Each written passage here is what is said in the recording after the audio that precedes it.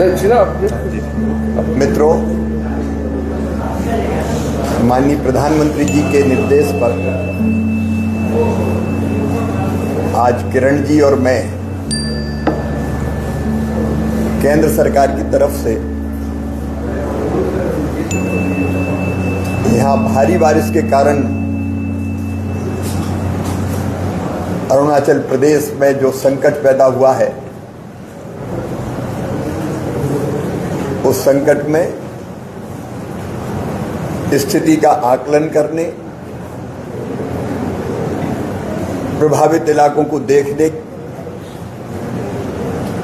और अरुणाचल प्रदेश के माननीय मुख्यमंत्री जी और सरकार के साथ मिलकर इन परिस्थितियों से कैसे निपटा जाए, इसके लिए आए हैं। आज हमने बाय रोड कौसिकी के डैमेजेज को, जो नुकसान हुआ है, उसको देखें और प्रभावित जनता से, भाई बहनों से भी अपनी चर्चा और बातचीत करके स्थिति को समझें। स्थिति भयावह है, संकट बड़ा है और चुनौती भी सामान्य नहीं है, लेकिन फिर भी मैं राज्य सरकार को, मुख्यमंत्री जी को इस बात के लिए धन्यवाद दूंगा कि तत्परता पूर्वक जो कदम उठाए गए, एनडीआरएफ की टीम, एसडीआरएफ की टीम, रेस्क्यू ऑपरेशन, उसमें जान का नुकसान थोड़ा कम हो पाया। एक भी जिंदगी महत्वपूर्ण है हमारे लिए, लेकिन फिर भी कई लोगों को निकालने में सफल हुए। अभी जो हमने रिव्यू मीटिंग की, उसमें राज्य सरकार के अधिकारियों के साथ साथ एमएलए भी थे, हमारे मिनिस्टर्स भी थे, वर्चुअली भी जुड़े थे, डीसी भी जुड़े हुए थे। कई जगह से रोड अभी भी ब्लॉक हैं, हाईवे हो, नेशनल हाईवे हो या प्रधानमंत्री ग्राम सड़क योजना की सड़कें, वो भी जगह जगह से टूटी हुई है, ब्रिजेज डैमेज हुए हैं। कई जगह किसान की फसलें बुरी तरह से चौपट हो गई है, प्रभावित हुई है। हार्टिकल्चर की भी फसलें हैं, धान जैसी फसलें भी हैं। किसानों को भी व्यापक नुकसान हुआ है। कई घर टूटे हैं, बह गए हैं। एक जगह तो हम खुद देख के आए, पूरा का पूरा मकान बह के नीचे चला गया, मलबा केवल शेष रह गया। पशु भी मारे गए हैं, बिजली के खंभे उखड़ गए हैं, टेलीफोन की जो कम्युनिकेशन है वो भी कई जगह ठीक नहीं है और पीने के पानी का संकट है। तो इस समय दो काम हमको करने हैं। राज्य सरकार कर रही बखूबी, लेकिन केंद्र सरकार पूरी ताकत से उनके साथ खड़ी रहेगी। एक, तत्काल अस्थायी व्यवस्थाओं की बहाली, लोगों तक ठीक से राशन पहुंच जाए। जो रोड अभी पूरी, जो कुछ गांव ऐसे जो आज भी ब्लॉक है, अभी उन तक हम पहुंच पाए।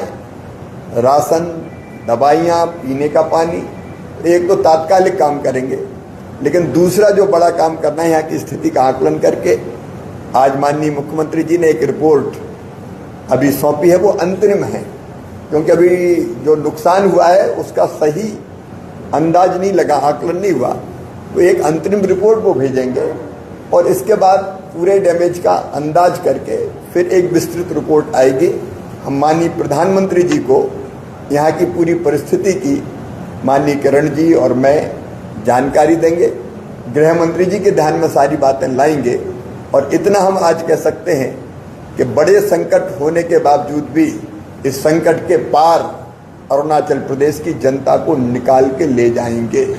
हर संभव सहयोग जो यहाँ सामान्य जनजीवन की बहाली के लिए जरूरी है, वो हर संभव सहयोग भारत सरकार करेगी, उसमें कोई कसर नहीं छोड़ेगी। और कल भी हम कुछ स्थान पे जाके जनता से मिलेंगे, बातचीत करेंगे, परिस्थितियाँ देखेंगे और फिर हमारी कोशिश यही रहेगी कि जल्दी से जल्दी हम सामान्य परिस्थितियों को बहाल कर लें और जनता की ज़िंदगी में कोई कष्ट ना रहे इसकी चिंता करें। धन्यवाद। धन्यवाद सवाल है सर, हर वर्ष मानसून के दौरान कई सड़कें और पुल बार क्षतिग्रस्त होते जाते हैं, हमेशा क्षतिग्रस्त रहते हैं, तो क्या केंद्र सरकार अस्थायी मरम्मत के बजाय कोई स्थानीय समाधान लागू करने की योजना बना सकती है? समाधान आसान नहीं है, क्षेत्रफल बहुत बड़ा है, बारिश बहुत होती है, लेकिन आज ही हम लोगों ने चर्चा की कि एक तो रहता है कि हम शॉर्ट टर्म प्लानिंग करें, दूसरा यहाँ की परिस्थितियों को देख के लॉन्ग टर्म प्लानिंग कैसे बनाई जा सकती है उसके बारे में भी विचार किया जाएगा। जैसे खेती के बारे में हमने आज तय किया, मैं आज बहुत विस्तार से बात नहीं कर रहा प्रेस से, लेकिन हम कोई साइंटिफिक रोड मैप बना सकते हैं क्या कि ज़्यादा पानी में कौन सी फसलें ज़्यादा बेहतर हो सकती है, तो उस दिशा में भी काम करें।